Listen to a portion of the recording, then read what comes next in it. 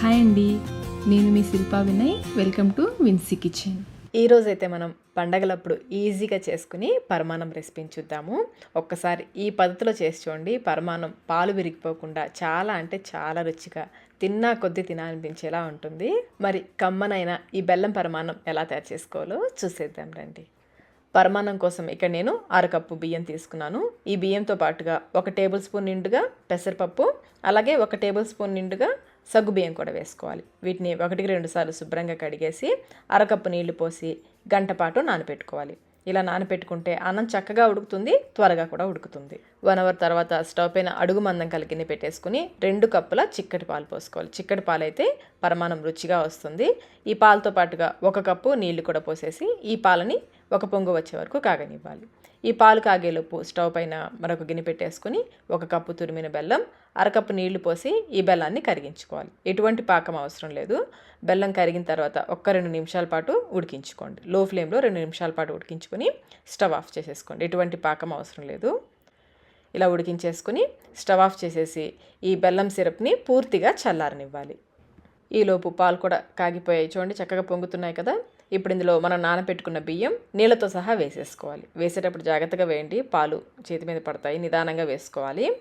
ఈ బియ్యం వేసేసి ఒకసారి కలిపేసుకొని ఫ్లేమ్ని లో టు మీడియంలో పెట్టి ఉడికించుకోవాలి. ఫ్లేమ్ని ఎక్కువ పెట్టేస్తారంటే అన్నం సరిగ్గా ఉడకదు. లో మీడియం ఫ్లేమ్లో మధ్య మధ్యలో కలుపుకుంటూ ఉడికించుకోవాలి. అప్పుడే మనకి పరమాన్నం చక్కగా వస్తుంది. మీరు కావాలంటే మూత పెట్టేసుకోవచ్చు. మూతని కొంచెం పక్కకు పెట్టేసుకొని ఉడికించుకోవాలి. మరి మూత పూర్తిగా పెట్టేశారంటే పాలు పొంగిపోతాయి. చూడండి ఈ విధంగా కొంచెం పక్కకు పెట్టేసి ఉడికించుకోవాలి. అన్నం కొంచెం దగ్గర పడిన తర్వాత ఫ్లేమ్ని కంప్లీట్గా లోలో పెట్టి ఉడికించుకోవాలి, లేదంటే అడుగు పట్టేసుకుంటుంది. మధ్య మధ్యలో అన్నం ఉడికిందో లేదో చెక్ చేసుకుంటూ ఉండాలి. నాకైతే అన్నం చక్కగా ఉడికిపోయింది. ఇప్పుడు స్టవ్ ఆఫ్ చేసేసుకొని పూర్తిగా చల్లారిన బెల్లం సిరప్ని ఫిల్టర్ చేసి వేసుకోవాలి. బెల్లం సిరప్ వేసేటప్పుడు స్టవ్ ఖచ్చితంగా ఆఫ్లోనే ఉండాలి. ఇలా స్టవ్ ఆఫ్ చేసుకుని పూర్తిగా చల్లారిన బెల్లం సిరప్ని వేస్తే పరమాన్నం పాలు విరిగిపోకుండా చక్కగా వస్తుంది. ఇందులోనే 2-3 యాలకుల్ని మెత్తగా దంచి వేసేసుకోండి. అలాగే 1 చిటికెడు పచ్చకర్పూరం ఈ విధంగా పొడి చేసుకొని వేసుకోవాలి. తినే కర్పూరం అంటారు కదా, లడ్డూల్లో వేసుకుంటారు, అది 1 చిటికెడు వేసుకుంటే అచ్చం మనకి గుళ్ళో ప్రసాదం లాగా ఉంటుంది.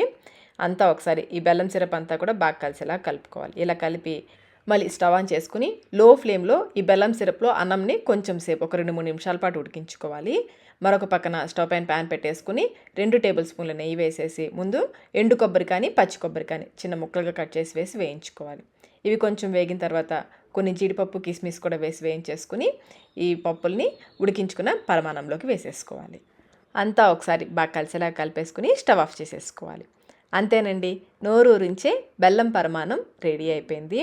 తినే ముందు పైనుంచి మరికొంచెం నెయ్యి వేసుకొని తింటే రుచి అయితే అద్భుతంగా ఉంటుందండి. ఈసారి పండగకి ఈ విధంగా తప్పకుండా ట్రై చేయండి. ట్రై చేసి మీకు టేస్ట్ ఎలా అనిపించిందో మాకు కమెంట్ రూపంలో తెలియచేయండి.